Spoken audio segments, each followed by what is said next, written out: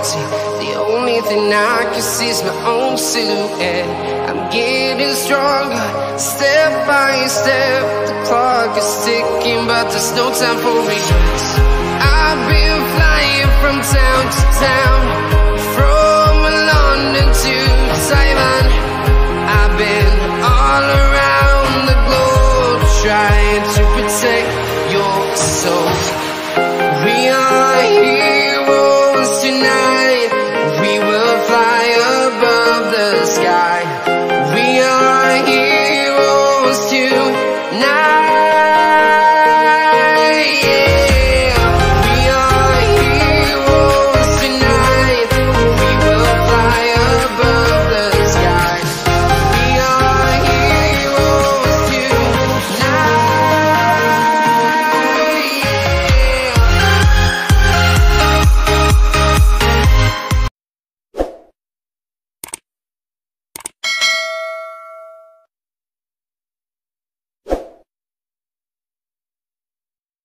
Ganun pa man, kasama niyo rin ako, di ba?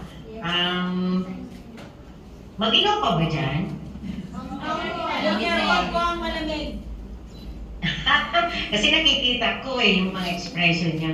Anyway, mainit naman dito kasi init ng araw ng ating EJM ngayon. At sana mas makabuluhan at successful ang magaganap ngayong maghapon. Unang-una, bakit ito yung naging tema ng ating union ngayong taon na to? Kasi gusto rin natin na ipagpatuloy yung sabi nga educate kanina para mas marami ang ma-empower natin ng mga OFW. Hindi lang talaga tayo pang Pilipino, nakita nyo naman at hindi rin tayo pang Hong Kong. Kasi PLU is one of the founding member ng Pinay Care Workers Transnational na kung saan binubuo ng 8 country at isa tayo doon sa bumuo nito. Kaya be proud kasi kasama tayo doon sa history ng nag-iisang transnational ng domestic and care workers dito sa Pilipinas. Sana ituloy-tuloy natin yung pag-educate ng ating mga kababayan kasi alam naman natin na kapag alam mo ang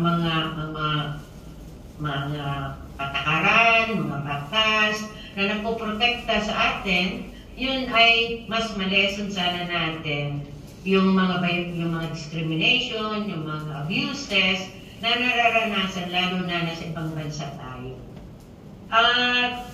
Bakit empowered? Kailangan kasi tayo may power. Walang pinanganak.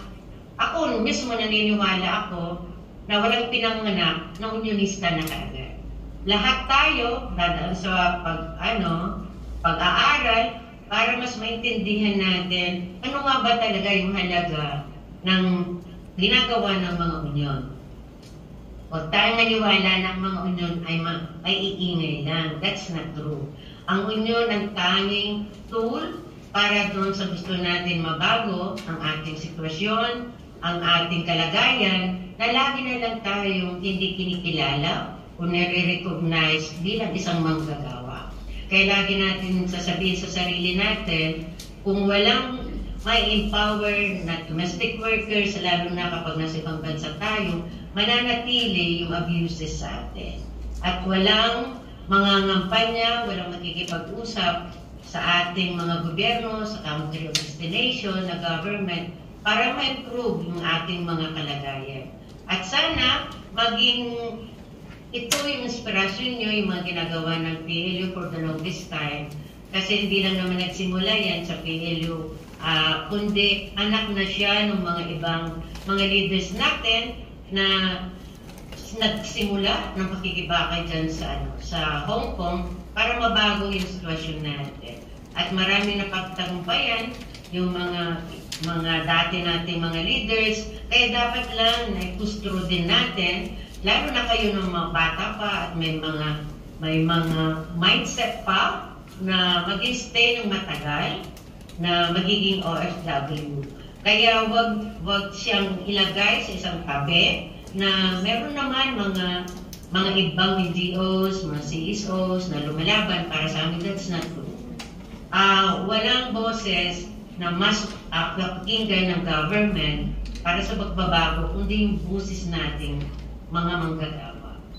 At hindi natin i-rely din sa mga ibang NGOs, mga CSOs, yung pag-advocate ng ating mga karapatan. Dapat nanggagaling niya, nagsisimula yan sa ating mga katawan, sa ating mga samahan, para lalo tayong mas pakinggan ng gobyerno. At yan yung ginawa ng PLU dyan, na mas PLU yung tatayo sa harap para mas pakinggan tayo dahil ito yung nararanasan natin tunay.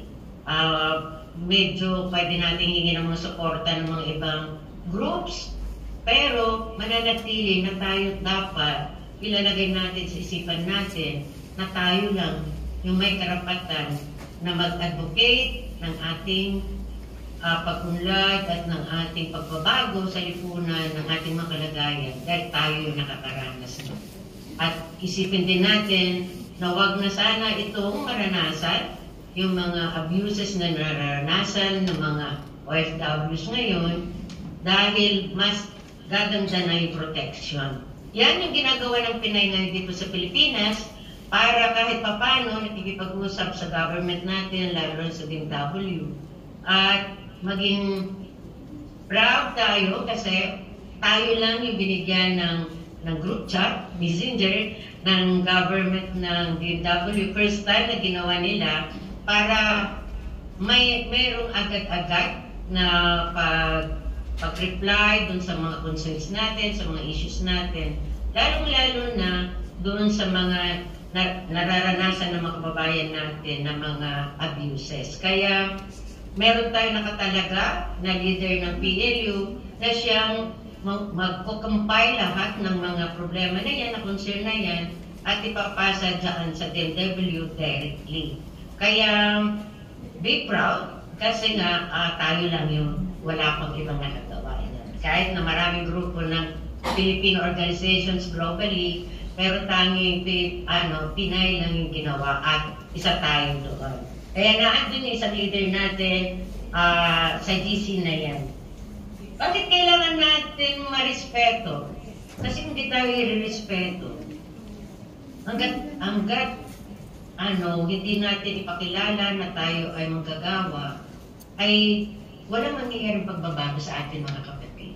Kaya kailangan ma-recognize din nila na tayo ay isang malaki na contributor doon sa economic ng kahit saang bansa, lalo na pagdating dito sa Pilipinas dahil kinikilala tayo na tayo yung pinakamalaki ang naipapadalang remittances sa Pilipinas, kung bakit nananatili na hindi bumabagsak ang ekonomiya ng bansa natin.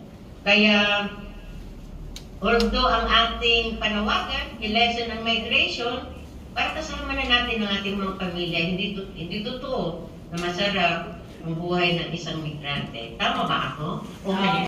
Malayo sa pamilya, lalo na kapag nagkakaroon na ng mga problema. Kaya sana, less na yung mangyayaring gano'n. Kung hindi, panawagan natin lagi, bigyan tayo ng desente na trabaho dito sa Pilipinas at desente rin na sahod. Kaya ngayon, pinag-uusapan sa Senate na sa Tuesday na andun ang Pinay para pag-usapan yung pagtaas ng sahod, lalo na sa mga domestic workers. Kasi nakaseparate yung domestic workers dito, ang sahod doon sa lahat ng manggagawa. So meaning, kung ganun pa rin yung pagtingin ng ating government mismo, hindi niya nire-recognize na yung mga domestic workers, kahit may kasambahay bill pa yan, ay iba pa rin yung pagtingin. Hindi pa rin kapantay ng ibang mga manggagawa sa lipunan. Kaya yun yung isa natin na tinutulong doon sa United Domestic Workers sa Pilipinas na ikampanya para kahit papano ay buo yung pagtingin bilang isang domestic worker. Kasi nasa international law naman na yan, inadapt na, niratify ng Pilipinas. Though hanggang ngayon, Pilipinas pa lang ang nagra-ratify ng Convention 189.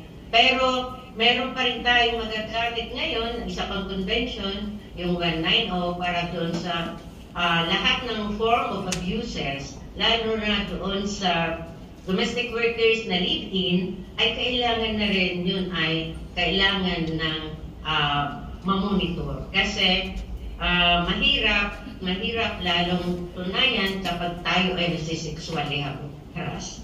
Yun yung problema, lalo na sa Hong Kong na naranasan natin, na kailangan ng hard evidence para tayo manalo sa sexual harassment, sa sexual abuse.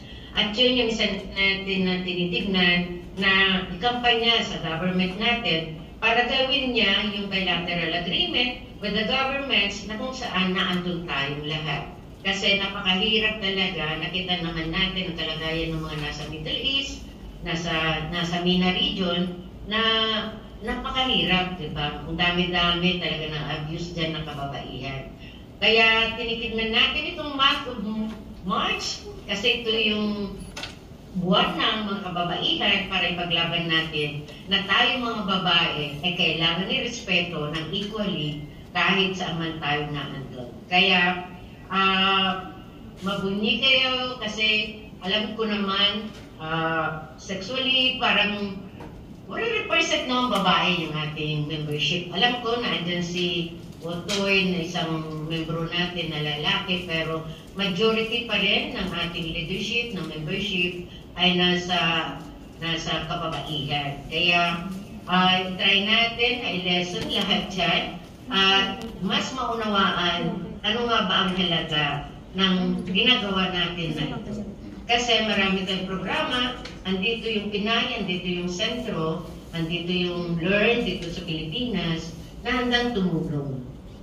Anytime na kailangan natin ng tulong kahit saan man o kung may kamag-anak man tayo sa iba't ibang bansa, ay mas madali na yung access ngayon, lalo na at may direct access tayo sa DMW. Kaya sana ay huwag yung hayaan na yung isang Sunday na isang araw natin na holiday ay mananatiling nag-uusap lang tayo na parang magbarkada o nagkakainan lang tayo o nagsasayawan lang tayo. Alam ko, kasi dyan din ako for 30 years sa Hong Kong. Last year lang naman ako umuwi at kaya alam ko yung buhay natin dyan na ako din, hindi rin unionista that time, pero dinevelop ko lang yung sarili ko para kahit paano, meron naman tayong legacy, meron naman tayong may pagmalaki sa ating pamilya, sa ating mga kaibigan, sa ating magiging mga apo, na isa tayo doon sa bumago ng kalagayan ng mga manggagawa na kasama nating domestic workers at care workers.